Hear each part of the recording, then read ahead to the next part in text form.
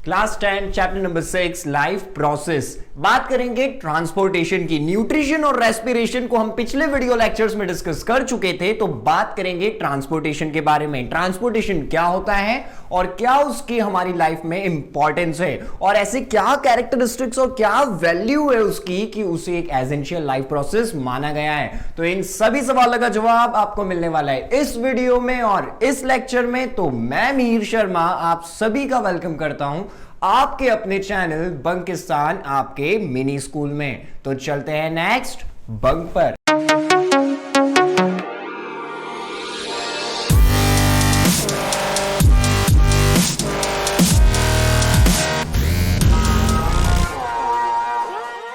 तो मेटाबॉलिज्म के दौरान क्या होता है, दो चीजें बनने वाली है बॉडी में। एक होगा यूजफुल प्रोडक्ट और एक होगा वेस्टफुल प्रोडक्ट। तो मेटाबॉलिज्म में पहले क्या होता है ये समझ लेते हैं। मेटाबॉलिज्म में क्या है, हमारी बॉडी में दिन भर कुछ ना कुछ रिएक्शंस चलती रहती है और उन्हीं रिएक्शंस को हम क्या बोलते हैं, मेटाबॉलिज्म बोलते हैं। और इसी मेटाबॉलिज्म के दौरान क्या होने वाला है, बॉडी दो चीजें बनाएगी। क्या होगी, एक होगी यूजफुल और एक होगी वेस्टफुल। ये दोनों प्रोडक्ट बनते हैं सेल के अंदर। अब जो यूजफुल प्रोडक्ट है वो क्या है, काम की चीज है, तो उसे बॉडी में आगे ट्रांसपोर्ट कर देंगे, यानी कि वो एक सेल से बाकी बॉडी के सेल्स तक उसे ट्रांसपोर्ट कर दिया जाता है। और जो वेस्ट प्रोडक्ट होने वाला है उसका क्या है, अब उसके तो नाम में ही वेस्ट है उस प्रोडक्ट के, तो है मतलब कि किसी काम का नहीं है, तो उसे बॉडी से एलिमिनेट कर दिया जाएगा। तो हमें यहां पर ये चीज क्लियर हो रही है कि मेटाबॉलिज्म के दौरान दो चीजें हमें मिलेगी, एक होगा यूजफुल प्रोडक्ट, एक होगा वेस्टफुल प्रोडक्ट। यूजफुल काम का है और वेस्टफुल को बाहर निकालना है। अब एनिमल्स में क्या होता है, जो हायर क्लासेस ऑफ एनिमल्स होते हैं उनमें होता है सर्कुलेटरी सिस्टम। सर आप एकदम से ये मेटाबॉलिज्म की बात करते करते सर्कुलेटरी सिस्टम पे क्यों आ गए, क्योंकि ये जो यूजफुल प्रोडक्ट्स हैं इनको काम में लेना और वेस्टफुल प्रोडक्ट्स इनको बॉडी से बाहर निकालना, ये जिसकी मदद से होने वाला है, ये जिसकी हेल्प से होने वाला है, वही है सर्कुलेटरी सिस्टम। यानी कि सर्कुलेटरी सिस्टम ही ये वो काम करने वाला है और जो यूजफुल और वेस्टफुल प्रोडक्ट होंगे उनको अपनी मंजिल पर और अपनी जगह पहुंचा देगा।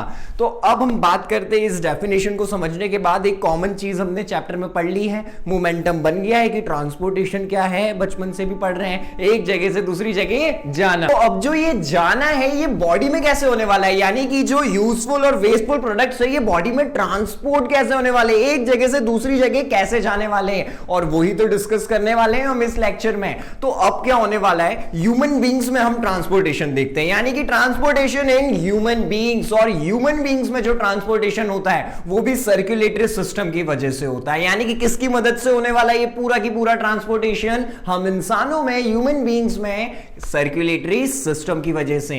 अब ये सर्कुलेटरी सिस्टम क्या होता है, दो चीजों का बना होता है, ठीक है, पूरा ध्यान यहां पे दीजिएगा। जो सर्कुलेटरी सिस्टम है वो ट्रांसपोर्टेशन करने वाला है इंसानों में और वो बना होता है दो चीजों का। जो पहला है वो है ब्लड वेस्कुलर सिस्टम और दूसरा है लिम्फेटिक सिस्टम।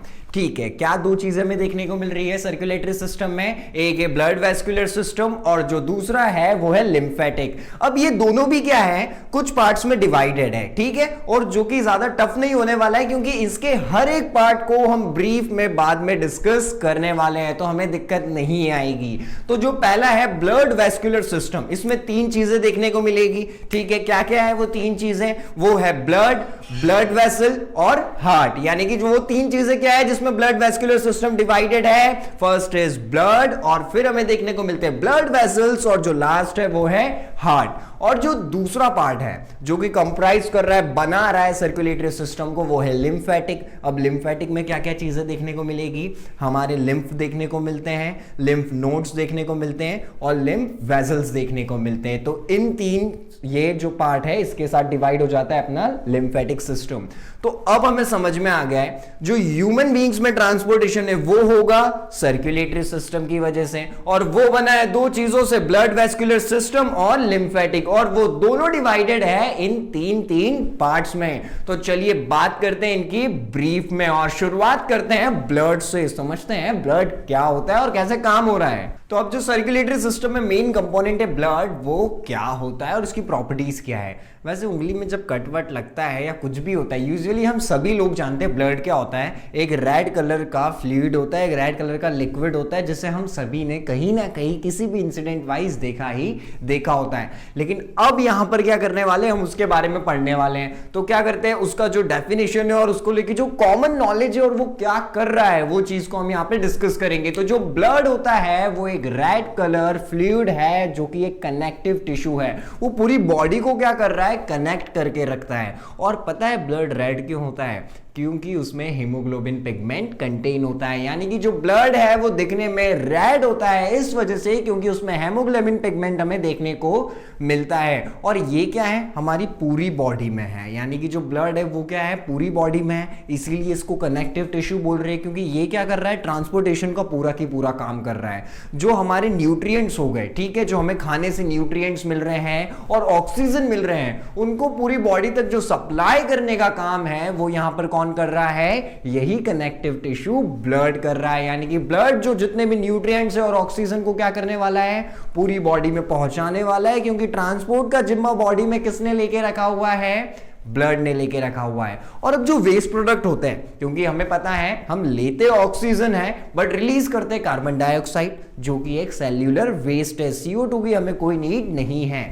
अब जो दूसरा होता है, जो और भी वेस्टेज होते हैं जो कि हम बहुत अच्छे से समझते हैं, तो अब वो कैसे निकलेंगे, वो भी निकलेंगे ब्लड के थ्रू। यानी कि ये नाइट्रोजन और ऑक्सीजन जो काम की चीजें हैं उनको ट्रांसपोर्ट तो कर ही रहा है, और साथ ही साथ CO2 और नाइट्रोजनस जो वेस्ट होता है बॉडी में उसको एलिमिनेट भी कर रहा है। और यही तो हमने पढ़ा था शुरू में कि क्या करेगा, हेल्पफुल और यूजफुल प्रोडक्ट और जो वेस्टफुल प्रोडक्ट है दोनों का ट्रांसपोर्टेशन यहां पर करने वाला है। तो हमें समझ में आ गया है ब्लड क्या कर रहा है। ब्लड एक रेड कलर में होता है, फ्लूइड कनेक्टिव टिश्यू है। ये रेड इसलिए क्योंकि इसमें हेमोग्लोबिन पिगमेंट होता है और ये एसेंशियल मटेरियल्स को ट्रांसपोर्ट कर रहा है, जैसे कि न्यूट्रिएंट्स और ऑक्सीजन। और जो बेकार के वेस्टफुल प्रोडक्ट्स हैं उनको बॉडी से एलिमिनेट कर रहा है, जैसे कि CO2 और अदर नाइट्रोजनस वेस्ट। अब एक और बात देखते हैं, ये सब कैसे ट्रांसपोर्ट होने वाले हैं। क्या ये ऐसे होगा, ये रहा ब्लड और ये जा रहा है ऊपर तैर के ऑक्सीजन,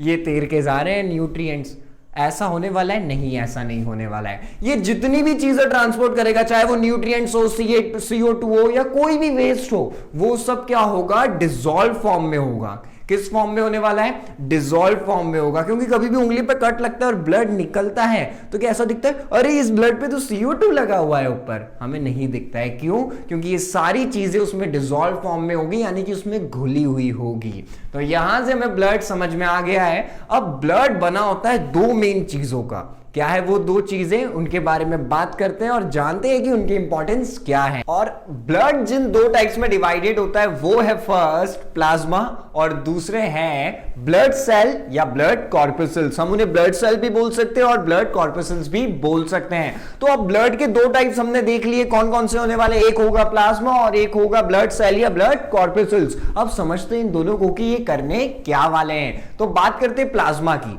तो ब्लड का जो 55% वॉल्यूम है, यानी कि जो 55% ब्लड है उसका जो वॉल्यूम है वो क्या बना रहा है, वो बना रहा है प्लाज्मा। ठीक है, यानी कि 55% कौन बना रहा है, प्लाज्मा बना रहा है। अब ये क्या होता है, एक स्ट्रॉ कलर लिक्विड होता है। क्या होता है, स्ट्रॉ कलर लिक्विड होता है, 55% ब्लड का बना रहा है। और इसमें एक और चीज देखने को मिलती है, ये बना होता है फुल्ली वाटर से। और इसके अंदर और भी बहुत सारी चीजें होती है, ऐसा नहीं है सिर्फ और सिर्फ वाटर ही होता है। तो क्या है, ये बना हुआ है वाटर से, और भी बहुत सारी चीजें इसमें देखने को मिलती है, जैसे कि सॉल्ट हो गया, प्रोटीन हो गया, ग्लूकोज हो गया, और जो दूसरे नाइट्रोजनस मटेरियल होते हैं वो भी इसमें देखने को मिलते हैं, और वो होते हैं डिसॉल्व फॉर्म में। अब ब्लड में बात कर रहे हैं, ब्लड एक फ्लूइड ही है, लिक्विड ही है, तो सब डिसॉल्व फॉर्म में ही दिखेगा हमें। तो क्या होता है, प्लाज्मा बना होता है वाटर का, और उसमें बहुत सारी चीजें हमें देखने को मिलेगी जो कि होगी डिसॉल्व फॉर्म में। अब ये करने क्या वाला है, प्लाज्मा का रोल क्या है, ये क्या करेगा, CO2 को और जो वेस्ट है, जो कि क्या है, यूजफुल सब्सटेंस बिल्कुल भी नहीं है, यूजफुल प्रोडक्ट बिल्कुल भी नहीं है, तो CO2 और वेस्ट को प्लाज्मा बॉडी से बाहर निकालने में, एलिमिनेट करने में मदद करता है। अब बात करते हैं दूसरी चीज की, क्योंकि हम प्लाज्मा समझ चुके हैं, तो अब बात करेंगे जो दूसरा पार्ट है ब्लड का, ब्लड सेल्स और कॉर्पस्कल्स। अब ये ब्लड सेल और कॉर्पस्कल्स क्या कर रहे हैं, ये जो ब्लड सेल है ये जो ब्लड का बचा हुआ 45% है वो किससे बना हुआ है? प्लाज्मा से 55% बना हुआ है। जो बचा हुआ 45% है ब्लड का वॉल्यूम का, वो बनता है ब्लड सेल से। अब ब्लड सेल्स क्या है? ये आपने नाम बचपन से सुने होंगे, WBC, RBC, और नहीं भी सुना है तो कोई बात नहीं, अभी सुन लीजिए और अभी समझ लेते हैं। तो जो ब्लड सेल होंगे इसमें हमें 3 टाइप्स देखने को मिलने वाले हैं। RBC, रेड ब्लड सेल्स, और WBC, व्हाइट ब्लड सेल्स, और तीसरा है प्लेटलेट्स। अब ये तीनों करते क्या है? जो RBC है यानी कि जो रेड ब्लड सेल्स, वो मदद कर रहे हैं ऑक्सीजन को लेने में। ऑक्सीजन एक यूजफुल प्रोडक्ट है जो कि हमें चाहिए जीने के लिए। तो वो किसकी वजह से आ रहा है? RBC उसका काम कर रहा है, यानी कि बॉडी के कोने कोने में ऑक्सीजन पहुंचाने का काम किसका है? ब्लड का। ब्लड के अंदर ब्लड सेल्स का, और कौन से ब्लड सेल का? रेड ब्लड सेल का। अब आपसे कोई पूछे ना तो ये बात बता दीजिएगा। और जो दूसरा होता है व्हाइट ब्लड सेल, वो क्या करने वाला है? जो जर्म्स है, जो अनवांटेड चीजें जो ब्लड को नहीं चाहिए, उसे क्लीन करने वाला है, उससे क्या करने वाला है? बाहर करने वाला है। तो WBC का रोल भी हमें यहां पर समझ में आ जाता है। और जो तीसरा है हमारे ब्लड सेल्स में, वो है प्लेटलेट्स। प्लेटलेट्स क्या करते हैं? इमीडिएटली जैसे ही आप गए, आप गिरे, इंजरी हो गई, वैसे होनी नहीं चाहिए आपको, ठीक है? अगर किसी को इंजरी हो गई तो क्या होगा?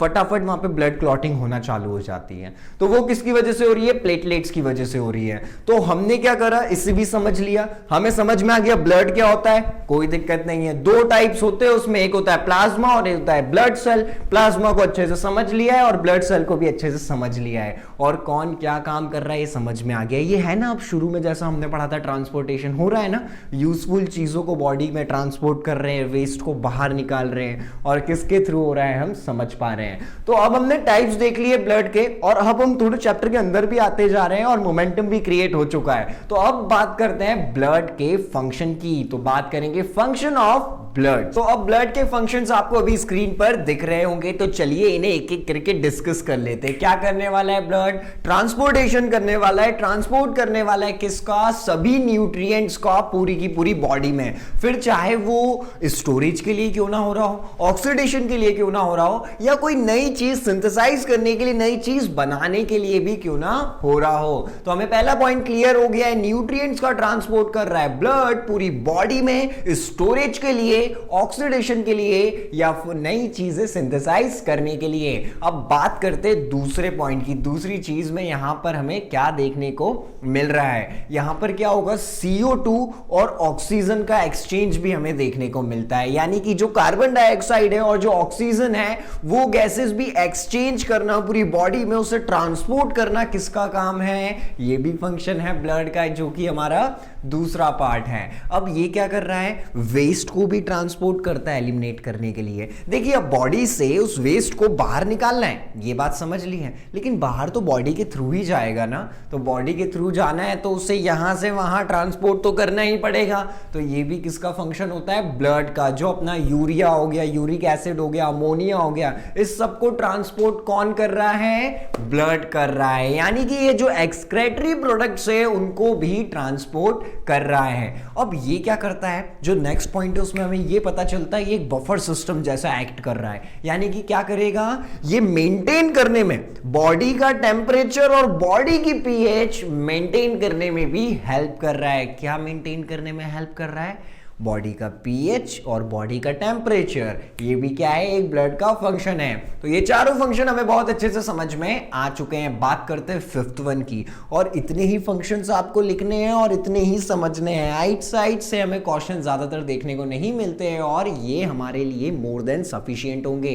तो जो 5th वाला है वो क्या कर रहा है? जो हार्मोन्स होते हैं उनका भी ट्रांसपोर्टेशन किसकी वजह से हो रहा है? ब्लड की वजह से हो रहा है। अब हमने देखा था जो ब्लड डिवाइडेड था, जो ब्लड का दूसरा पार्ट था, ब्लड सेल्स और ब्लड कॉर्पुसल्स, उसमें एक और चीज थी ना ना ना, आरबीसी भी थे, डब्ल्यूबीसी भी थे, लेकिन एक और चीज थी। वो क्या थे? प्लेटलेट्स। प्लेटलेट्स क्या करेंगे? प्लेटलेट्स हमें इन्फेक्शन होने से बचाने वाले। यानी कि आपने सुना है कभी भी एक किसी को, इंसान को उंगली पे कट लगा और उसका सारी बॉडी का खून निकल गया उस कट के द्वारा और वो मर गया, नहीं, ऐसा बिल्कुल नहीं होता है, क्योंकि हम सबको भी वो एक आधी बार कट लगा ही होता है। तो क्या हो रहा है, वो कट लग जाता है, थोड़ा सा खून निकलता है, उसके बाद क्या हो जाती है, वो प्लेटलेट्स की वजह से, जो प्लेटलेट्स ब्लड में प्रेजेंट है उसकी वजह से ब्लड क्लॉटिंग हो जाती है और वो खून रुक जाता है। ठीक है, तो इन्फेक्शन भी नहीं होगा और खून भी रुक चुका है। ये किसकी वजह से हो रहा है, प्लाज्मा की वजह से। बट प्लाज्मा किसके अंदर आता है, ब्लड के अंदर ही आता है, तो क्रेडिट गोज टू ब्लड। तो ये भी ब्लड का एक फंक्शन होता है जो कि क्या कर रहा है, इंजरी और इन्फेक्शन को रोक रहा है और उसे बचा रहा है इन्फेक्शन से।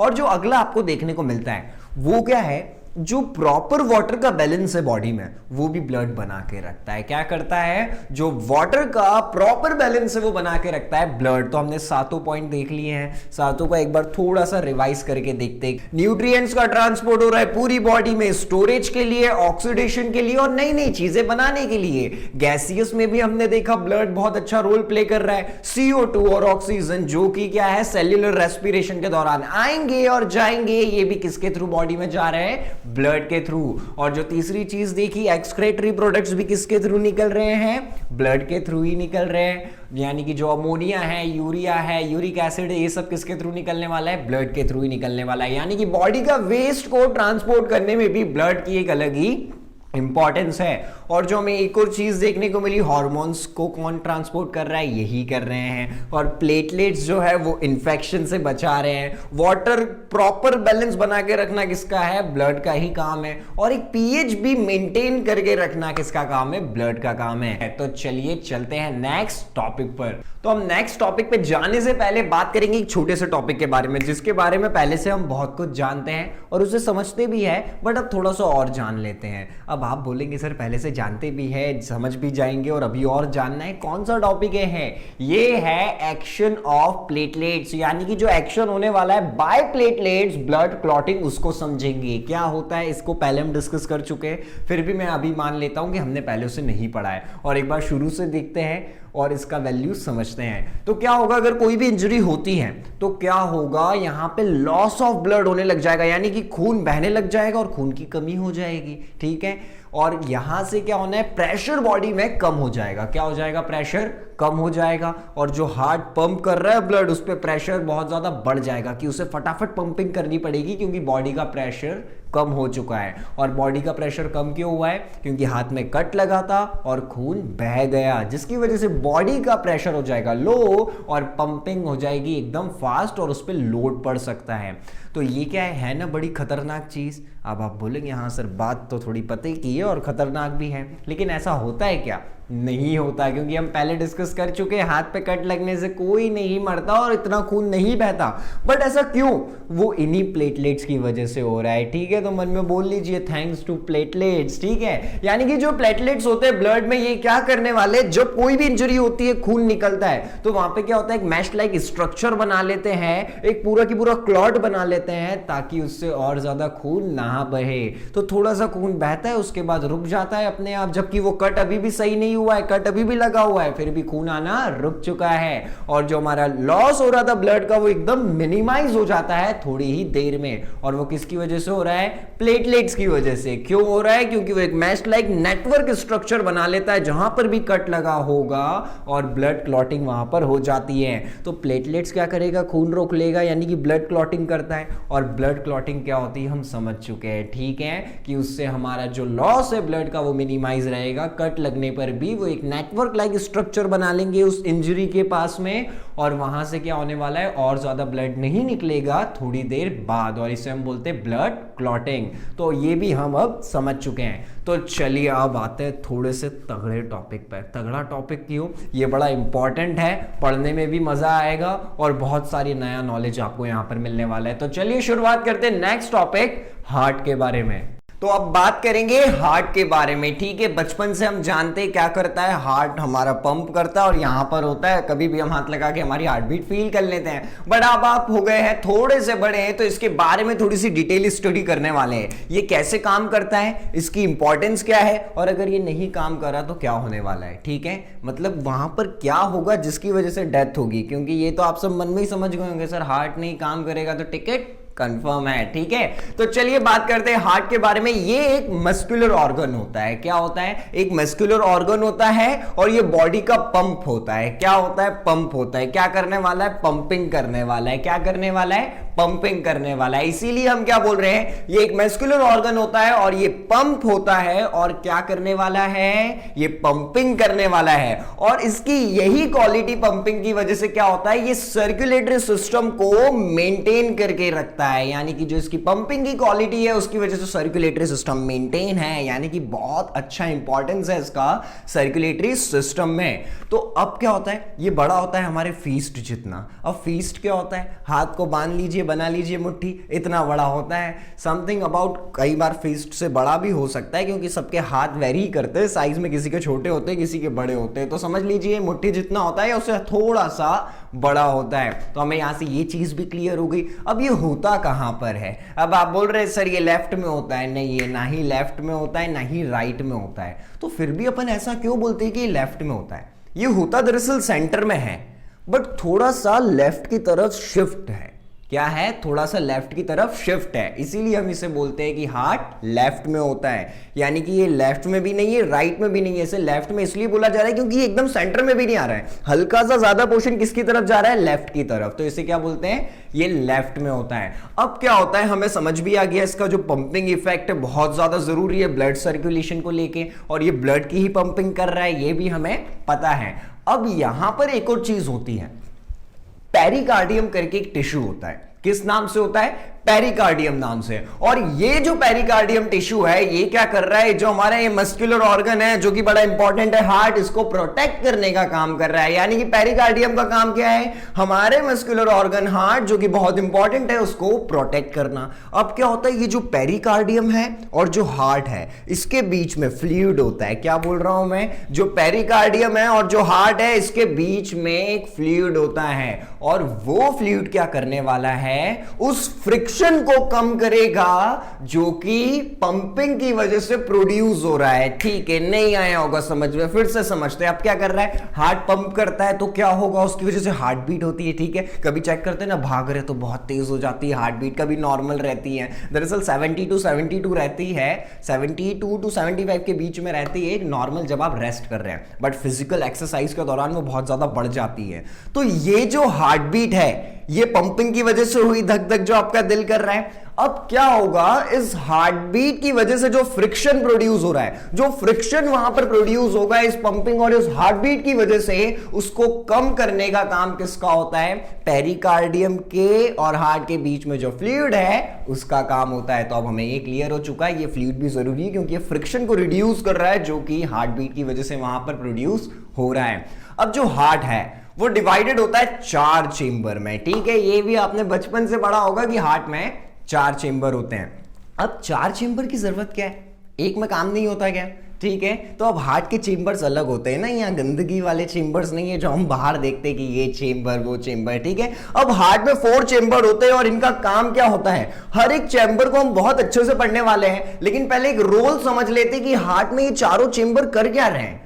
तो ये जो चारों चेंबर है ना, ये ऑक्सीजनेटेड ब्लड को और डीऑक्सीजनेटेड ब्लड को अलग रखते हैं। बिल्कुल भी दोनों मिलना नहीं चाहिए और ये मिलने भी नहीं देगा, यही तो काम कर रहा है ये। यहां पर जो ऑक्सीजनेटेड ब्लड है और डीऑक्सीजनेटेड ब्लड है उनको सेपरेट करके रखते हैं हार्ट के ये चारों चेंबर। आप बोलेंगे सर समझ में आ गया, अलग अलग रखेंगे, बट ये ऑक्सीजनेटेड और डीऑक्सीजनेटेड ब्लड होता क्या है? अब ये क्या होता है, जिस आपने क्या ले रहे हैं, आप ऑक्सीजन ले रहे हैं अंदर, तो जब आपने सांस लिया ऑक्सीजन गया अंदर, तो वो क्या है, उस ब्लड में ऑक्सीजन है, तो हम उसको क्या बोल रहे हैं, ऑक्सीजन रिच ब्लड है, उसमें ऑक्सीजन है, और वो ही ब्लड होता है ऑक्सीजनेटेड ब्लड। और डीऑक्सीजनेटेड ब्लड क्या होगा, जिसमें CO2 हो, क्योंकि हम रिलीज क्या करते हैं, CO2। तो ट्रांसपोर्ट का काम किसका है, ऑक्सीजन बॉडी में जा भी रहा है, पूरी ट्रांसपोर्टेशन किसके थ्रू होगा, ब्लड के थ्रू। अब CO2 जब निकल रहा है तो वो ट्रांसपोर्टेशन भी किसके थ्रू होगा, ब्लड के थ्रू। तो क्या होगा, एक ब्लड ऐसा होगा जिसमें ऑक्सीजन होगा, तो वो क्या हो गया, ऑक्सीजनेटेड ब्लड, और एक वो होगा जिससे कार्बन डाइऑक्साइड निकलेगा, तो वो क्या है, डीऑक्सीजनेटेड ब्लड। तो ये जो दोनों ब्लड है ना, ऑक्सीजनेटेड और डीऑक्सीजनेटेड, इनको अलग रखना है, और वो काम ये चारों चैम्बर ही कर रहे हैं। और कैसे कर रहे हैं और कैसे प्रॉपर फंक्शन कर पाते हैं, चलिए डिस्कस करते हैं और बात करते हैं हार्ट के हर एक चेंबर की। तो अब बात करने वाले हार्ट के चेंबर्स के बारे में, और जो पहला है वो क्या है, एट्रिया। ठीक है, इसका क्या है, इसे हम अपर चेंबर्स बोलते हैं। चेंबर नहीं बोल रहे, क्या बोल रहे, अपर चेंबर्स बोल रहे हैं। क्यों बोल रहे हैं, क्योंकि ये दो होते हैं, यानी कि चार में से दो चेंबर कौन होने वाले हैं, एट्रिया होने वाला है। अब आप डायग्राम में भी जो ऊपर के चेंबर्स है वो दोनों कौन से, एट्रिया है। एक होता है लेफ्ट एट्रिया और एक होगा राइट एट्रिया, जिसे आप लेफ्ट एट्रियम और राइट एट्रियम भी बोल सकते हैं। दोनों ही इसके सुटेबल नेम होते हैं। तो अब आपने जो हार्ट का डायग्राम है उसमें देख लिया अपर चेंबर्स दोनों कौन से हैं, लेफ्ट एट्रियम और राइट एट्रियम ही होते हैं। अब ये जो दोनों हैं, जो हमारा लेफ्ट एट्रियम है और राइट एट्रियम है, ये दोनों सेपरेट होते हैं, यानी कि इनमें सेपरेशन है, इनमें जो गैप है, और वो सेपरेशन किसकी वजह से होता है, इंट्रा यूरिकुलर सेप्टम की वजह से। यानी कि वो सेपरेशन हमें किसकी वजह से देखने को मिल रहा है, इंट्रा यूरिकुलर सेप्टम की वजह से ये दोनों एट्रिया एक दूसरे से सेपरेटेड होती हैं। अब जो ये एट्रियाज है, यानी कि जो लेफ्ट और राइट वाली दोनों की साथ में बात कर रहे हैं, इनकी जो वॉल होती है बड़ी पतली होती है, क्या होती है, थिन होती है। यानी कि जो वॉल्स होगी एट्रिया की, ये थिन होती है। अब ये थिन क्यों है, ये पतली क्यों है, क्योंकि हर चीज का एक ना एक रीजन होता है। तो ये वॉल इसलिए थिन होती है ताकि ये वेन से ब्लड को रिसीव कर सके। इनका काम क्या है, जो हमारा खून है, जो हमारा ब्लड है, उसको रिसीव करना। तो अब उसके लिए क्या है, अगर पाबंदी ज्यादा होगी तो अच्छे से एंटर नहीं कर पाएगा। तो इसीलिए क्या होता है, जो एट्रिया है उसका वॉल क्या होता है, बड़ा थिन होता है, ताकि वो वेन से मिलने वाले ब्लड को अच्छे से रिसीव कर सके। तो हमें जो दो चेंबर थे चार में से वो समझ में आ गए, यानी कि एट्रिया हमें समझ में आ चुका है, लेफ्ट भी होता है और राइट भी होता है, दोनों सेपरेट होंगे इंट्रा यूरिकुलर सेप्टम की वजह से। और जो एट्रिया की वॉल है वो बड़ी पतली होती है ताकि वो वेन से ब्लड को रिसीव कर सके। तो चलिए बात करते हैं सेकेंड की। अब सेकेंड चेंबर कौन सा है, ठीक है, दो बात कर चुके, अब तीसरा और चौथा चेंबर कौन सा है, बात करते हैं उनके बारे में। तो अब बात कर रहे हैं वेंट्रिकल्स के बारे में। ठीक है, जो एट्रिया था, ऊपर के दो चेंबर्स तो हमारे हो गए, यानी कि दो तो हो गए। अब नीचे के थर्ड और फोर्थ, यानी कि वेंट्रिकल्स भी दो देखने को मिलते हैं। एक होता है लेफ्ट वेंट्रिकल और एक होगा राइट वेंट्रिकल। तो हमें तो पहले ये समझ लेना है चार चेंबर कौन से होते हैं। एक होता है एट्रिया, तो उसमें दो है, लेफ्ट एट्रिया और राइट एट्रिया। और बाकी कौन सा है, वेंट्रिकल्स, और ये भी दो होते हैं, लेफ्ट वेंट्रिकल और राइट वेंट्रिकल। तो हो गए ना चार चेंबर। चलिए इस बात को समझ चुके हैं, अब वेंट्रिकल्स के बारे में भी स्टडी कर लेते हैं जैसे हमने एट्रिया को समझा है। तो अब जो वेंट्रिकल्स होते हैं ये भी क्या है, हमने डिस्कस कर लिया, ये दो होते हैं, एक होता है लेफ्ट और एक होता है राइट। अब ये दोनों भी सेपरेटेड होंगे। बताइए किसकी वजह से ये दोनों सेपरेटेड होने वाले, जरा सोचिए। ये होंगे इंट्रा वेंट्रिकुलर की वजह से। किसकी वजह से होने वाले हैं, इंट्रा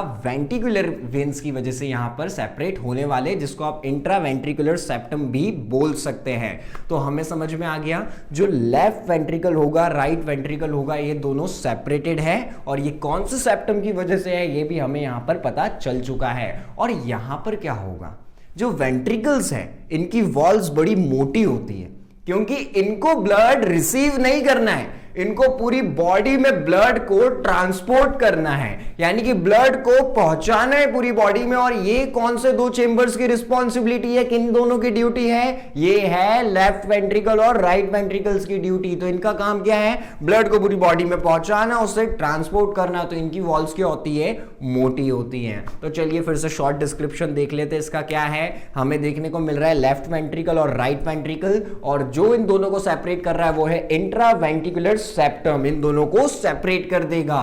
और वेंट्रिकल की वॉल थोड़ी सी मोटी होती है, क्योंकि इनका काम होता है ब्लड को पहुंचाना पूरी बॉडी में। तो ये जो चारों चेंबर्स थे, दो अपर चेंबर्स एट्रिया और दो लोअर चेंबर्स वेंट्रिकल्स, इनके बारे में हम स्टडी कर चुके हैं। तो अब क्या बात करने वाले हैं, अभी हार्ट खत्म नहीं हुआ है, हम बात करेंगे अब पंपिंग एक्शन ऑफ हार्ट के बारे में।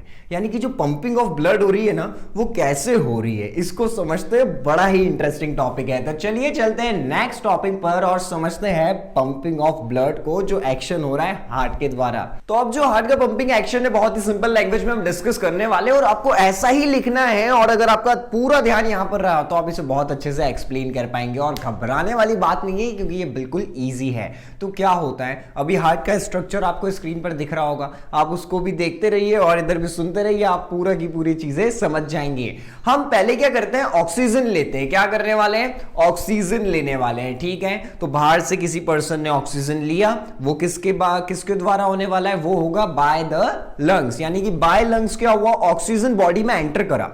अब लंग्स की वजह से वो जाएगा लेफ्ट एट्रियम में, यानी कि लेफ्ट एट्रियम में। किस में गया, वो लेफ्ट एट्रियम में गया। कौन सा ब्लड है, वो ऑक्सीजनेटेड ब्लड है। ऑक्सीजनेटेड ब्लड क्यों बोल रहे हैं, क्योंकि उसमें क्या है, ऑक्सीजन है। तो जो ऑक्सीजनेटेड ब्लड है लंग्स से पहले काय में गया है, लेफ्ट एट्रियम में गया है। ये चीज हमें समझ में आ चुकी है। जो अपर चेंबर में लेफ्ट एट्रियम होता है उसमें वो ऑक्सीजनेटेड ब्लड जा चुका है।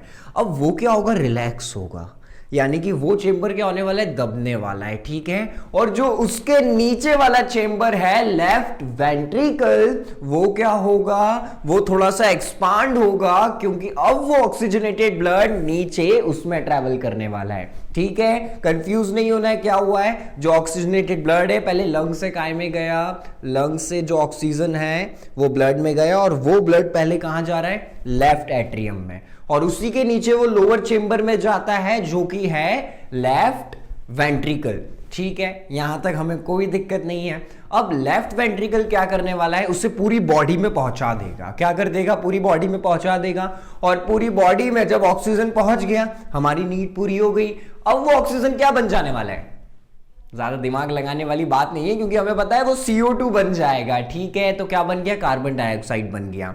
अब ये जो दोनों लेफ्ट वाले चेंबर है, अपर में भी लोअर में भी, इनने अपना रोल कर दिया। जो लेफ्ट एंट्रियम था उसने क्या करा, ऑक्सीजन लिया और लेफ्ट वेंट्रिकल को दिया, और वहां से वो पूरी बॉडी में भी ट्रांसपोर्ट हो गया। लेकिन अब वो ऑक्सीजनेटेड ब्लड, यानी कि जो ऑक्सीजन था वो क्या बन गया, CO2। तो अब वो ब्लड ऑक्सीजनेटेड से क्या बन चुका है, डीऑक्सीजनेटेड ब्लड। अब वो डीऑक्सीजनेटेड ब्लड पहले कहां आने वाला है, वो आएगा राइट एट्रियम में। कहां पर आ जाएगा, वो राइट एट्रियम में आ जाएगा। अपर चेंबर के राइट एट्रियम में वो डीऑक्सीजनेटेड ब्लड आ जाएगा। और यहां से क्या होने वाला है, जो डीऑक्सीजनेटेड ब्लड है वो अभी कहां पर है, राइट एट्रियम में। अब राइट एट्रियम रिलैक्स करेगा, तो नीचे वाला जो है राइट वेंट्रिकल वो क्या होगा, एक्सपांड होगा, क्योंकि अब वो डीऑक्सीजनेटेड ब्लड किस में आने वाला है, उसमें आने वाला है। और वहां से वो डीऑक्सीजनेटेड ब्लड कहां पर आ गया, राइट वेंट्रिकल में आ चुका है। और अब यहां से क्या होगा, वो लंग्स में चला जाएगा। ना ना ना, बॉडी में नहीं जाएगा, CO2 का काम नहीं है, डीऑक्सीजनेटेड ब्लड की जरूरत नहीं है बॉडी में। तो क्या होने वाला है, वो वहां से लंग्स में चला जाएगा। क्यों चला जाएगा, ताकि वो ब्लड फिर से क्या हो जाए, ऑक्सीजनेटेड ब्लड बन जाए, ऑक्सीजन रिच ब्लड बन जाए। और एक बार वो ऑक्सीजन रिच ब्लड बन गया तो क्या होगा, फिर से घुमाइए पूरी की पूरी साइकिल जो हमने अभी डिस्कस करी है। यानी कि फिर से क्या होने वाला है, जाएगा लेफ्ट एट्रियम में, फिर उधर जाएगा नीचे लेफ्ट वेंट्रिकल में, फिर बॉडी में, फिर CO2 आ जाएगा ब्लड में, तो फिर जाएगा राइट एट्रियम में, और फिर राइट वेंट्रिकल से फिर से लंग्स में। ये साइकिल कंटिन्यूअसली चलती ही रहती है जब तक एक इंसान की सांसें चलती है। यानी कि ये साइकिल बंद तो इंसान भी बंद, ठीक है। तो समझ में आ गया हमें जो पंपिंग एक्शन है हार्ट का वो कैसे हो रहा है। अब एक चीज समझिए, अपर चेंबर्स है, लोअर चेंबर्स है। जो लेफ्ट के अपर चेंबर्स है वो ऑक्सीजनेटेड ब्लड को ले जा रहे हैं, और लोअर चेंबर भी। और जो राइट हैंड साइड में अपर और लोअर चेंबर्स है वो क्या कर रहे हैं, डीऑक्सीजनेटेड ब्लड को ले जा रहे हैं। लेकिन ये मिक्स क्यों नहीं हो रहा है। अगर किसी के भी दिमाग में ये चीज आ रही है कि सर वो तो सेपरेट होते हैं सेप्टम के द्वारा, जो कि हम डिस्कस कर चुके हैं, तो आपका दिमाग चल रहा है और आप बिल्कुल अच्छे से समझ रहे हैं, क्योंकि हम पहले डिस्कस कर चुके हैं। जो लेफ्ट और राइट होते हैं वो क्या होते हैं, सेपरेट होते हैं। हमने वेंट्रिकल में भी देखा था और एट्रियम में भी देखा था। तो यहां से हमें ये चीज क्लियर हो चुकी है और पंपिंग एक्शन को हम समझ चुके हैं। अब यहां पर क्या होता है, वेल्व्स भी होती है। क्या होती है, वेल्व्स होती है, ठीक है। VALVES ये क्या करती है, ये जब ब्लड एक चेंबर से दूसरे चेंबर में जा रहा है तो ये कंफर्म रखती है कि ब्लड पीछे की तरफ ना जाए। समझ में आया। यानी कि क्या होगा, जब एक चेंबर थोड़ा सा सिकुड़ रहा होगा और एक एक्सपांड हो रहा होगा ताकि ब्लड यहां से निकल के उसमें चला जाए, तो उस समय क्या होगा, जो वेव्स है उस ब्लड को पीछे नहीं जाने देती, बैकवर्ड डायरेक्शन में नहीं जाने देती है। तो यहां से हमें पंपिंग एक्शन अच्छे से समझ में आ चुका है और ये एक नॉर्मल सी चीज थी अगर इसे पूरा की पूरा समझ के देखा जाए तो। और इसी लैंग्वेज में आपको लिखना है तो ये सफिशिएंट नहीं, मोर देन सफिशिएंट है। तो चलिए चलते हैं नेक्स्ट टॉपिक पर और बात करते हैं ब्लड वेसल्स के बारे में। तो अब बात कर रहे हैं यहां पर ब्लड वेसल्स के बारे में। ब्लड वेसल्स क्या करने वाले हैं? ब्लड वेसल्स ऐसे पाइप और ऐसे ट्यूब होते हैं जिनकी वजह से पूरी बॉडी में ब्लड ट्रांसपोर्ट होने वाला है। तो अब हमें क्या देखना है कि हमारी जो बॉडी है, क्या पूरी बॉडी में ही हमारे ब्लड है? नहीं, ऐसा नहीं है। तो कुछ तो ऐसा मीडियम होगा जिसके थ्रू ये ब्लड ट्रैवल होने वाला है। तो वो कौन है? वो ट्रैवल कौन करवा रहा है उस ब्लड को?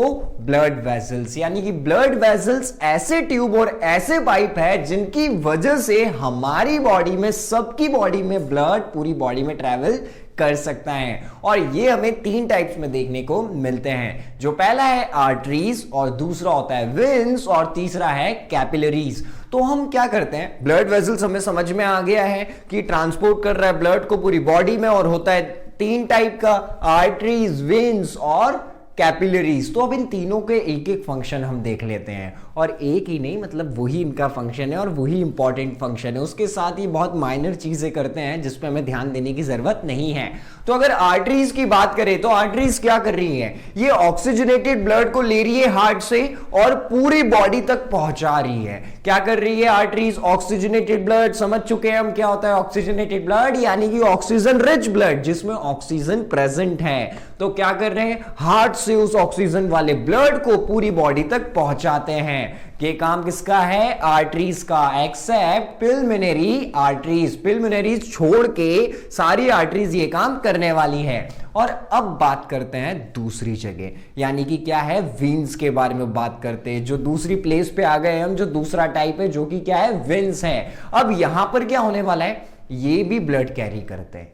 तो अगर ये ब्लड कैरी करते हैं तो इनका अलग से क्यों बता रहे हैं? क्योंकि ये डीऑक्सीजनेटेड ब्लड को कैरी करते हैं। वहां पर क्या हो रहा था? आर्टरीज ऑक्सीजनेटेड ब्लड को कैरी कर रही थी हार्ट से पूरी बॉडी में, और ये क्या करने वाले हैं? डीऑक्सीजनेटेड ब्लड को कैरी करेंगे बॉडी में। अब वो बॉडी में क्या हुआ? डीऑक्सीजनेटेड ब्लड हो गया होगा, यानी कि CO2 बन चुका होगा। तो उसको वापस हार्ट के पास ले जाने की जवाबदारी होती है वेन्स की। और इसमें भी क्या है? एक एक्सेप्शन है, एक्सेप्ट पिल्मोनरी वेन्स, यानी कि वो इसमें इन्वॉल्व नहीं होने वाली है। तो हमें आर्टरीज का भी समझ में आ गया है और वेन्स का भी समझ में आ गया है। वेन्स बॉडी में जो डीऑक्सीजनेटेड ब्लड है उसको हार्ट तक वापस पहुंचाएगा। और बात करते हैं कैपिलरीज के बारे में। कैपिलरीज क्या है? जो ब्लड है, ठीक है, जो ब्लड होगा और जो सेल है जिसने उसे सराउंड कर रखा है, उनके बीच में जो मटेरियल्स का ट्रांसपोर्टेशन है वो कैपिलरीज की वॉल के थ्रू ही होने वाला है। फिर से समझ के देखते हैं क्या है। जो हमारे सेल्स होंगे बॉडी के और जो ब्लड है, ठीक है, तो इनके बीच में भी कुछ मटेरियल का एक्सचेंज होना चाहिए और होता ही है। तो अब क्या होगा? ये जो मटेरियल का एक्सचेंज है किसकी वजह से होने वाला है? ये कैपिलरीज की वजह से होने वाला है। यानी कि कैपिलरीज की वॉल की वजह से ही मटेरियल का डिस्ट्रीब्यूशन हो पाता है या इधर से उधर हो पाता है। वो किस किस के बीच में? सेल के बीच में और ब्लड के बीच में। तो यहां पर ब्लड वेसल्स के तीनों टाइप हमने देख लिए। वो क्या करता है हमें ये समझ में आ गया, उसकी तीनों टाइप्स देख लिए और उन सभी का हमको फंक्शन भी समझ में आ चुका है। तो चलिए अब बात करते हैं कॉमन चीज की। हमने क्या करा है? हार्ट समझ लिया है, ब्लड भी समझ लिया है, ब्लड वेसल्स भी समझ लिया है। अब इससे जुड़ा एक इंटरेस्टिंग डिसीज है जिसके बारे में हम बात करने वाले हैं और वो अब हमें ज्यादा अच्छे से समझ में आएगा, ब्लड प्रेशर। जी हां, तो हमारा नेक्स्ट टॉपिक है ब्लड प्रेशर। जानते हैं कि ब्लड प्रेशर हमारी बॉडी में ऐसा क्या होता है कि कम या ज्यादा हो जाता है। तो अब बात कर रहे हैं ब्लड प्रेशर के बारे में। एक नॉर्मल डिसीज है जो घर में किसी ना किसी को हमें देखने को मिल ही जाता है एक पर्टिकुलर एज की बात। तो पहले समझेंगे कि ये होता क्या है। तो क्या है? एक ऐसा प्रेशर जिससे क्या है, हार्ट से जो ब्लड पंप हो चुका है वो जाएगा against the wall of vessel. यानी कि जिस प्रेशर से जो ब्लड पंप हो चुका है वो जाने वाला है किसके against? The wall of vessel के अगेंस्ट। यानी कि वेसल की वॉल के अगेंस्ट जो पंप ब्लड जाएगा जिस प्रेशर से, उसी प्रेशर को हम क्या बोलते हैं? ब्लड प्रेशर बोलते हैं। अब ये प्रेशर क्या होने वाला है? ये आर्टरीज में ज्यादा होता है वेन्स के मुकाबले। यानी कि ये जो प्रेशर है हमें कहां पर ज्यादा देखने को मिलने वाला है? आर्टरीज में ज्यादा देखने को मिलने वाला है वेन्स के मुकाबले। और एक नॉर्मल रेंज क्या होता है इस ब्लड प्रेशर का? ये होता है 80 से 120 mmHg के बीच में। सर ये 80 to 120 तो समझ में आता है, बट ये mmHg क्या है? ये वो यूनिट है जिससे हम ब्लड प्रेशर को मेजर करने वाले हैं। अभी आप इतना ही जान लीजिए, ये आपके लिए सफिशिएंट रहेगा। तो एक नॉर्मल कितना रेंज में रहने वाला है? 80 to 120 mmHg में रहेगा। और ये भी हमें समझ में आ चुका है कि पंप ब्लड जिस प्रेशर से जा रहा है against the wall of vessel, वो ही होता है हमारा ब्लड प्रेशर। तो यहां पर आपको अभी एक इंस्ट्रूमेंट दिख रहा होगा, वो इंस्ट्रूमेंट का जो आपको पिक्चर दिख रहा है वो क्या है? वो यूज होता है ब्लड प्रेशर मेजर करने के लिए। तो ये जो डिवाइस आप देख रहे हैं ये है स्पिग्मोमैनोमीटर, और स्पिग्मोमैनोमीटर यूज होता है ब्लड प्रेशर मेजर करने के लिए। अब ये ब्लड प्रेशर कॉज क्यों हो रहा है? यानी कि 80 to 120 mmHg क्या रहने वाला है? नॉर्मल रेंज रहने वाला है। यानी कि अगर यहां से ऊपर गया तो ब्लड प्रेशर क्या हो जाएगा? इंक्रीज हो जाएगा। और जो ब्लड प्रेशर का इंक्रीज है वो होता है हाइपरटेंशन की वजह से। यानी कि जो हमें इंक्रीज देखने को मिल रहा है ब्लड प्रेशर में, वो किसकी वजह से देखने को मिल रहा है? हाइपरटेंशन की वजह से। और हाइपरटेंशन क्या होता है? ये क्या होता है? कॉन्ट्रिक्शन हो जाता है आर्ट्रियोल्स में। क्या हो रहा है? कॉन्ट्रिक्शन हो जाता है आर्ट्रियोल्स में। नहीं आया होगा समझ में? चलिए थोड़ा सा इसे अच्छे से समझते हैं कि इस कॉन्ट्रिक्शन के बाद ये हाइपरटेंशन क्यों हो जाता है, यानी कि ब्लड प्रेशर राइज क्यों हो जाता है। ऐसा इसलिए होता है क्योंकि रेजिस्टेंस क्या हो जाएगा? इंक्रीज हो जाएगा। और रेजिस्टेंस क्या होता है? किसी चीज को रोकना। अब क्या हो रहा है? जो आपकी बॉडी में जो आर्टरीज है जिनमें खून बह रहा है, तो वो खून जब बह रहा है तो उनमें रेजिस्टेंस बढ़ चुका है। क्यों बढ़ चुका है? इस कॉन्ट्रिक्शन की वजह से क्या हो चुका है? वहां पर हाइपरटेंशन। और रेजिस्टेंस क्या हो गया है? बढ़ गया है। यानी कि जो खून सप्लाई हो रहा है बॉडी में उसको एक चीज रोक रही है, रेजिस्टेंस वहां पर प्रोड्यूस हो गया है और वो अच्छे से इजीली वहां पर ब्लड मूव नहीं हो पा रहा है। और जब एक पाइप में से आप सोच के देखिए, जब ब्लड अच्छे से मूव नहीं कर पाएगा तो वो वहीं की वहीं क्या होता जाएगा? इंक्रीज होता जाएगा उसमें प्रेशर, और वो क्या हो जाता है? रप्चर हो जाता है। एकदम से क्या हो जाता है? यानी कि रप्चर हो जाएगा, यानी कि वो फूट जाएगा, उसमें थोड़ा सा पोर्स आ जाएंगे। क्यों हो रहा है वो? क्योंकि वो आगे तो मूव कर नहीं पा रहा है। रेजिस्टेंस की वजह से क्या हो रहा है? वो आगे मूव कर नहीं पा रहा है, वहीं की वहीं उसमें प्रेशर इंक्रीज होता जा रहा है और वो रप्चर हो जाता है। और जिसकी वजह से क्या हो जाती है? ब्लीडिंग हो जाती है। और ये ब्लीडिंग क्या है? बाहर हमें दिखती नहीं है, बॉडी के अंदर होती है, इसीलिए अपन इसको बोलेंगे इंटरनल ब्लीडिंग। यानी कि क्या होना है? जो कॉन्ट्रिक्शन हुआ था आर्ट्रियोल्स में उसकी वजह से हो जाएगा हाइपरटेंशन।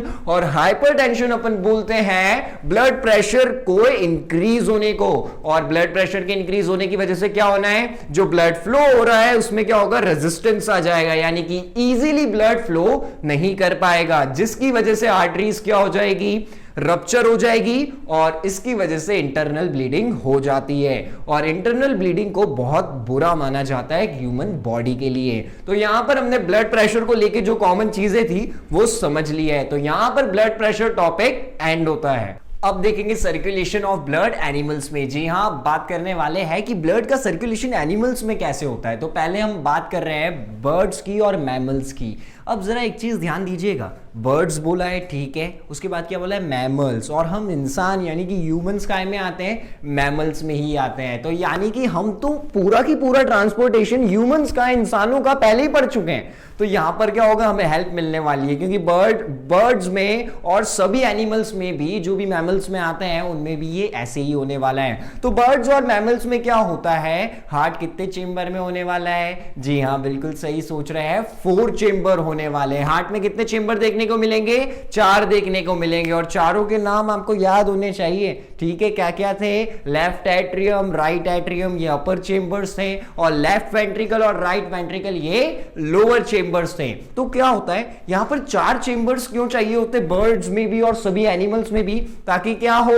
ऑक्सीजनेटेड और डीऑक्सीजनेटेड ब्लड एक दूसरे से अलग रहे। अब क्या हो अगर इनके पास 4 चेंबर वाला हार्ट नहीं हो? इन्हें 4 चेंबर वाले हार्ट की जरूरत है ही क्यों? बिकॉज ये सभी ऑर्गेनिज्म वार्म ब्लडेड एनिमल्स है। क्या है? वार्म ब्लडेड है, यानी कि गर्म खून नहीं है। यानी कि इनका मतलब ये है कि इनको अपने ब्लड को एक टेम्परेचर तक मेंटेन करके रखना पड़ता है। तो वो काम क्या कर रहा है? ये 4 चेंबर होने की वजह से ये एफिशिएंसी से हो पाता है। और एक और चीज क्या है? ऑक्सीजनेटेड और डीऑक्सीजनेटेड ब्लड को अलग रखना होता है। और इनकी एनर्जी रिक्वायरमेंट सबसे बड़ा फैक्टर है जिसकी वजह से इन्हें 4 चेंबर वाले हार्ट की जरूरत है। यानी कि क्या होता है, हम जो बर्ड्स हैं, मैमल्स हैं, सारे एनिमल्स हैं, हम ह्यूमंस हैं, हम कितने सेल से बने होंगे? क्या हम यूनिसेल्युलर ऑर्गेनिज्म से, यानी कि हम एक सेल से बने? बिल्कुल भी नहीं, हम मल्टी सेल्यूलर में आते हैं, हम मिलियंस ऑफ सेल से बने हैं। तो क्या है, मिलियंस ऑफ सेल है हमारे अंदर, लैक्स में सेल है, करोड़ में सेल है हमारी बॉडी में। तो क्या है, सबको एनर्जी चाहिए, हर सेल को एक एनर्जी चाहिए होती है। तो क्या होगा, ये जो बर्ड्स और मैमल्स, इनकी एनर्जी रिक्वायरमेंट क्या है, बहुत हाई होती है। और इसी हाई एनर्जी रिक्वायरमेंट के चलते क्या चाहिए उन्हें, बहुत ज्यादा ऑक्सीजन रिच ब्लड चाहिए होता है। और ये काम हार्ट से अच्छा कोई नहीं कर सकता जो कि पूरे 4 चेंबर वाला हो। अब जो इनकी बॉडी में सर्कुलेशन होता है उसको क्या बोलने वाले हैं, डबल सर्कुलेशन बोलने वाले हैं। क्या बोलने वाले हैं हम, डबल सर्कुलेशन बोलने वाले हैं। अब डबल सर्कुलेशन यहां पर हम क्यों बोल रहे हैं, क्योंकि यहां से ब्लड हार्ट से 2 बार पास होने वाला है। और ये हम पढ़ भी चुके हैं, पहले क्या जाएगा, लेफ्ट एट्रियम और लेफ्ट वेंट्रिकल से चला जाएगा, और फिर राइट एट्रियम और राइट वेंट्रिकल से जाता है। तो हार्ट से ब्लड यहां पे कितनी बार जाने वाला है, 2 बार जाने वाला है। यानी कि साइकिल कितनी बार होने वाली है, 2 बार होने वाली है। इसीलिए इन सभी को क्या बोलते हैं, इनमें सर्कुलेशन होता है डबल सर्कुलेशन। अब क्या होता है, हार्ट से और लंग्स तक क्या है, जो हमारे लंग्स है और जो हार्ट है, वहां तक जो ब्लड का ट्रेवल होना है, यानी कि यहां तक जो ब्लड ट्रांसफर हो रहा है, जो ट्रांसपोर्ट हो रहा है, उसको क्या बोलते हैं, पिल्मोनरी सर्कुलेशन। पिल्मोनरी सर्कुलेशन क्या है, डबल सर्कुलेशन होता है, हमें पता चल गया, क्योंकि हार्ट में 2 बार ये मूव हो रहा है। लेकिन उसमें फर्स्ट सर्कुलेशन अपना कौन सा है, पिल्मोनरी सर्कुलेशन, जो कि कब होगा, जो ब्लड जब ट्रांसपोर्ट हो रहा है हार्ट से लंग्स तक और वापस लंग्स से हार्ट तक। यानी कि क्या हुआ, लंग्स से हार्ट में गया, फिर हार्ट से वापस लंग्स में जाएगा। ये वाला जो सर्कुलेशन है ब्लड का, लंग्स से लेके हार्ट तक, हार्ट से लेके लंग्स तक, इसी को बोल रहे हैं पिल्मोनरी सर्कुलेशन।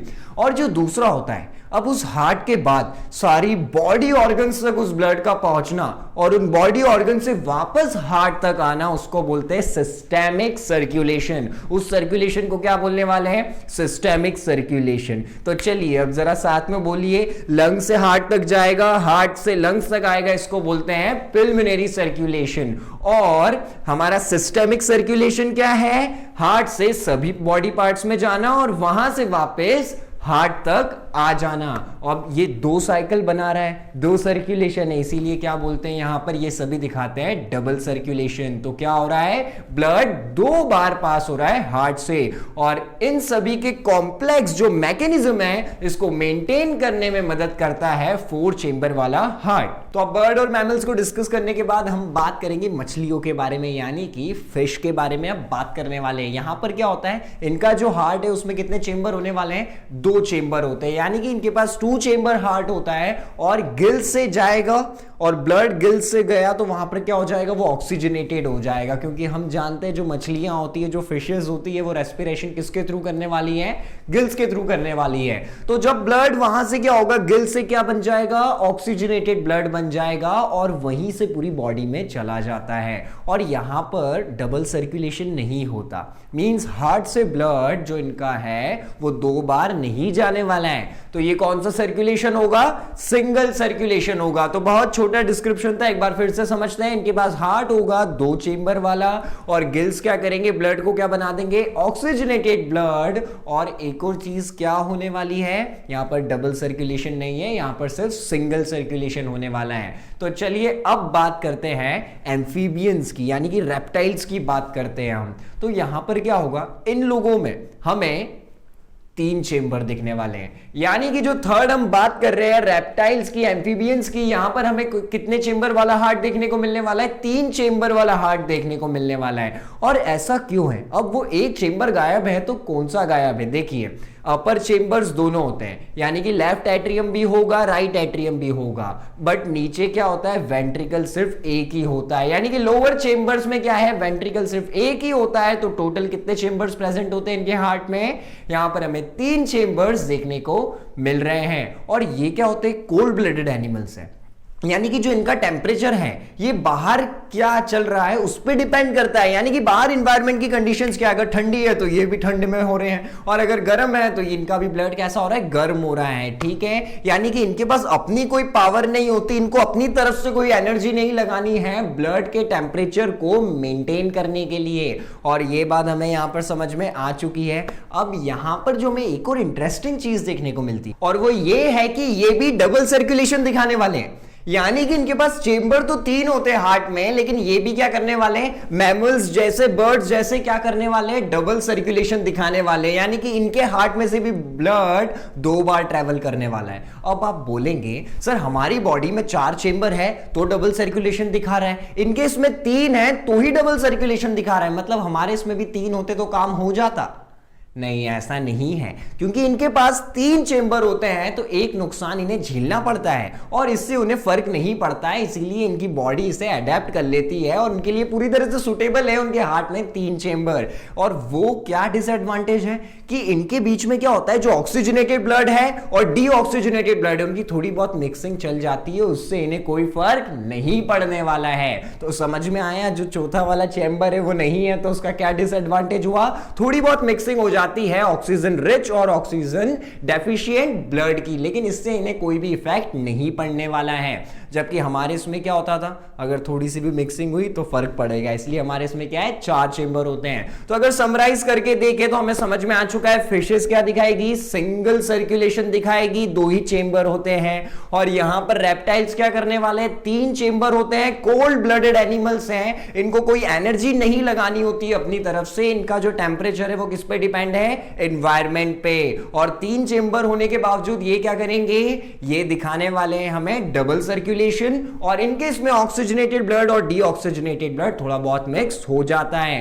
बर्ड्स में और मैमल्स में क्या होगा, 4 चेंबर्स प्रेजेंट होंगे, ऑक्सीजनेटेड और डीऑक्सीजनेटेड ब्लड बिल्कुल भी नहीं मिलने वाला है। और ये वार्म ब्लडेड एनिमल्स होते हैं, इनको बहुत ज्यादा एनर्जी लगती है अपना टेम्परेचर मेंटेन करने के लिए, इसलिए इनकी रिक्वायरमेंट होती है 4 चेंबर्स की। तो अब हमने blood circulation different different animals में देख लिया है, बट यहां पर एक और इंटरेस्टिंग चीज हमें यह देखने को मिलती है कि सभी रेप्टाइल्स और इनमें 3 चेंबर्स है, बट क्रोकोडाइल्स में मैमल्स की तरह 4 चेंबर होते हैं। तो चलिए, अब ब्लड सर्कुलेशन खत्म हो चुका है, अब चलते हैं नेक्स्ट टॉपिक पर। तो अब बात करने वाले लिम्फ के बारे में, और ये लास्ट चीज है, क्योंकि ह्यूमन बीइंग्स में हमने जो क्लासिफिकेशन देखा था, हमने ब्लड की बात कर ली, ब्लड वेसल्स की बात कर ली और हार्ट को भी डिस्कस हम कर चुके हैं। और अब जो लास्ट चीज बच रही है जिसके बारे में हमें डिस्कशन करना है वो है लिम्फ, और इसकी भी बात हम अभी करने ही वाले हैं। और ये ज्यादा बड़ा नहीं है, इसका डिस्क्रिप्शन बहुत शॉर्ट है, तो अब आपके चेहरे पे आ जाएगी एक स्माइल, क्योंकि बहुत जल्दी इस चैप्टर को हम ओवर करने वाले हैं। तो यहां पर क्या होगा, लिम्फ क्या है, एक टिश्यू फ्लूइड होता है, यानी कि क्या है, ये एक फ्लूइड है। समझ में आ रही है हमें ये बात। तो लिम्फ क्या होता है, एक फ्लूइड होता है जो कि हमारी बॉडी में प्रेजेंट है, और ये भी किसमें अपनी इंपॉर्टेंस बढ़ा रहा होगा, यानी कि किसमें अपनी इंपॉर्टेंस परफॉर्म कर रहा होगा। हम चैप्टर क्या पढ़ रहे हैं, ट्रांसपोर्टेशन। तो लिम्फ का इंपॉर्टेंस भी कहां देखने को मिलेगा, ट्रांसपोर्टेशन में ही देखने को मिलेगा। तो ये फ्लूइड जो कि हमारी बॉडी में प्रेजेंट है, ये भी एक इंपॉर्टेंट रोल प्ले कर रहा है ट्रांसपोर्टेशन में। अब ये कैसे करता है, ठीक है, उसके फंक्शंस बाद में पढ़ेंगे, पहले समझते हैं लिम्फ जो फ्लूइड है ये बॉडी में बनता कैसे है। अब ये बनने कैसे वाला है, ये जब फॉर्म होगा जब कुछ अमाउंट ऑफ प्लाज्मा, प्रोटीन और ब्लड, क्या 3 चीजें बोली है मैंने, प्लाज्मा, ब्लड और प्रोटीन स्केप कर जाएंगे, यानी कि ये तीनों क्या करेंगे, निकल जाएंगे। काय में निकल जाएंगे, इंटरसेल्यूलर स्पेसेस जो होगी टिश्यूज के बीच में। यानी कि अब ये इंटरसेल्यूलर स्पेसेस क्या है टिश्यू के बीच में, तो देखिए जो टिश्यूज है, यानी कि जो हर सेल के बीच में जो स्पेसेस होगी उसके बीच में ये जब चले जाएंगे, जब ये फॉर्म हो जाएंगे। नहीं आया होगा समझ में, क्योंकि जो स्क्रीन पर डेफिनेशन है वो भी थोड़ी सी टफ सी है, तो इसे एक और बार समझते हैं। जो लिम्फ है वो कब फॉर्म होगा, जब कुछ अमाउंट ऑफ ब्लड, प्लाज्मा और प्रोटीन निकल जाएगा इंटरसेल्यूलर स्पेसेस में टिश्यूज की, और ये लिम्फ बन जाएगा। अब ये काम हो रहा है हमें, ये तो समझ में आ गया, तीनों स्केप करेंगे और चले जाएंगे इंटरसेल्यूलर स्पेसेस में जो कि टिश्यूज के बीच में है। लेकिन इनको ले जाने कौन वाला है, ये काम होने वाला है through pores present in capillaries, यानी कि जो छोटे छोटे होल्स प्रेजेंट होंगे कैपिलरीज में, तो ये तीनों चीजें उनके साथ ही, उनके थ्रू ही स्केप करने वाली है। तो एक बार फिर से समराइज करते हैं और लिम्फ को ओवर करते हैं। क्या हो रहा है यहाँ पर, जो छोटे छोटे पोर्स प्रेजेंट है कैपिलरीज में, उनके थ्रू तीन चीजें निकलने वाली है, एस्केप करने वाली है। कौन कौन है वो है प्रोटीन, ब्लड और प्लाज्मा।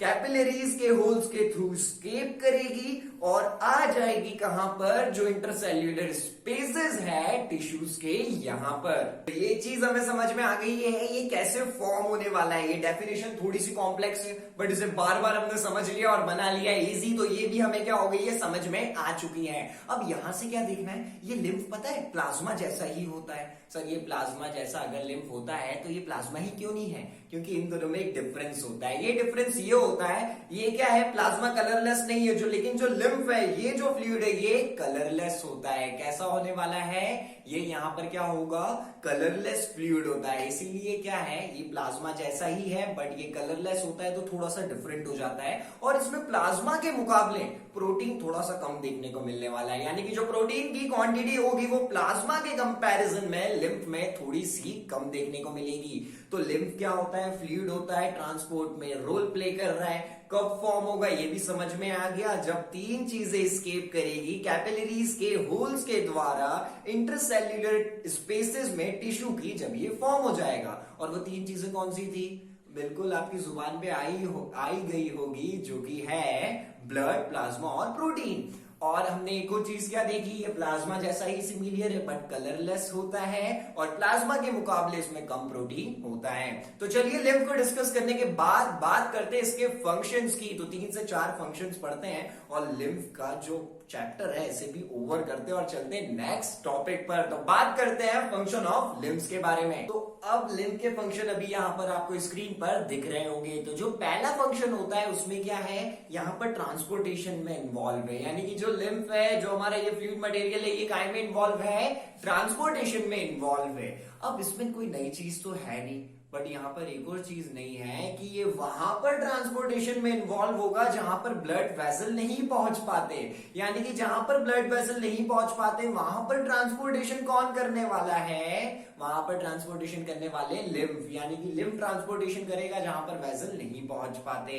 तो इसका मतलब क्या हुआ, जहां कोई नहीं पहुंचता है वहां लिम्फ पहुंच जाते हैं। तो ब्लड वेसल जहां जहां नहीं पहुंचेंगे वहां पे ट्रांसपोर्टेशन की जवाबदारी कौन संभालने वाला है, लिम्फ संभालेंगे। और जो दूसरी चीज है वो क्या है, ये बैलेंस को मेंटेन करके रखता है। अब ये किसके बीच में बैलेंस को मेंटेन करके रख रहा है, जो टिश्यू फ्लूइड है और जो ब्लड है, उन दोनों के बीच में बैलेंस बना के रखता है, बैलेंस को मेंटेन करके रखता है ये टिश्यू फ्लूइड और ब्लड के बीच में हमारा लिम्फ। तो समझ में आ गया लिम्फ क्या कर रहा है, दूसरी चीज है वो क्या है, मेंटेन कर रहा है, बैलेंस बना के रख रहा है टिश्यू फ्लूइड और ब्लड के बीच में। और जो एक और लास्ट चीज हमें देखने को मिलती है वो क्या है, ये जो लिम्फ नोड्स है ना, ये क्या प्रोड्यूस करते हैं, WBC, यानी कि क्या बनाएंगे, लिम्फ नोड्स क्या प्रोड्यूस कर रहे हैं, क्या बना रहे हैं, WBC बना रहे हैं, जो कि इन्फेक्शन से बचाते हैं, जो कि प्रिवेंट करते हैं इन्फेक्शंस को। तो ये थे हमारे तीनों लिम्फ के फंक्शन, जो कि बहुत ज्यादा इंपॉर्टेंट है और हमने इन्हें अच्छे से डिस्कस कर लिया है। तो यहां पर ह्यूमन ट्रांसपोर्टेशन खत्म होता है। अब इस चैप्टर को 90% हम खत्म कर चुके हैं। तो चलिए बचा हुआ 10% है उसको भी ओवर करते हैं और चलते हैं नेक्स्ट टॉपिक की तरफ। और अब हम बात करेंगे ट्रांसपोर्टेशन की प्लांट्स में। ह्यूमंस में तो समझ लिया, एनिमल्स में भी देख लिया ब्लड सर्कुलेशन कैसे होने वाला है, लेकिन अब हम ये देखने वाले हैं कि यही चीजें ट्रांसपोर्टेशन की यहां से वहां, वहां से यहां प्लांट्स में कैसे होने वाली है। तो चलिए करते हैं शुरुआत और बढ़ते हैं नेक्स्ट टॉपिक की तरफ, जो कि है ट्रांसपोर्टेशन इन प्लांट्स। तो अब बात कर रहे हैं ट्रांसपोर्टेशन की प्लांट्स में। अब प्लांट्स में क्या होता है, जो ट्रांसपोर्टेशन सिस्टम है वो क्या होता है, लैक होता है। जैसे एनिमल्स में हो रहा था, ह्यूमंस में हो रहा था, मैमल्स में हो रहा था, तो जो भी ट्रांसपोर्टेशन का काम हो रहा था, ठीक है, वो किसके द्वारा हो रहा था, ब्लड की वजह से हो रहा था। लेकिन आप मुझे एक बात बताइए, अपन क्या देख रहे हैं, ट्रांसपोर्टेशन देख रहे हैं प्लांट्स में। प्लांट्स में खून होता है, तो बात तो यही खत्म हो गई है। प्लांट्स में जब खून ही नहीं होता है, प्लांट्स में जब ब्लड ही नहीं है, तो ट्रांसपोर्टेशन होगा कैसे।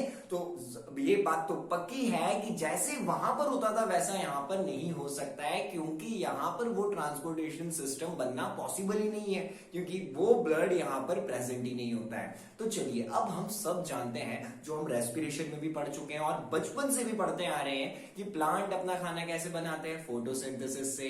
और उसके लिए उसको क्या क्या लगना है बनाने के लिए, CO2 लगेगा, और क्या लगने वाला है, वाटर। जो कार्बन डाइऑक्साइड है वो एटमॉस्फेयर से ले लेगा, और जो वाटर है वो क्या करते हैं, रूट से ले लेते हैं। यानी कि जो वाटर है वो कहां से लेने वाले हैं, रूट से ले लेंगे। और क्या होता है, जो न्यूट्रिएंट्स भी लगते हैं फोटोसिंथेसिस के लिए, फास्फोरस हो गए, मैग्नीशियम है, नाइट्रोजन है, ये सब भी प्लांट क्या करता है, रूट से ले लेता है।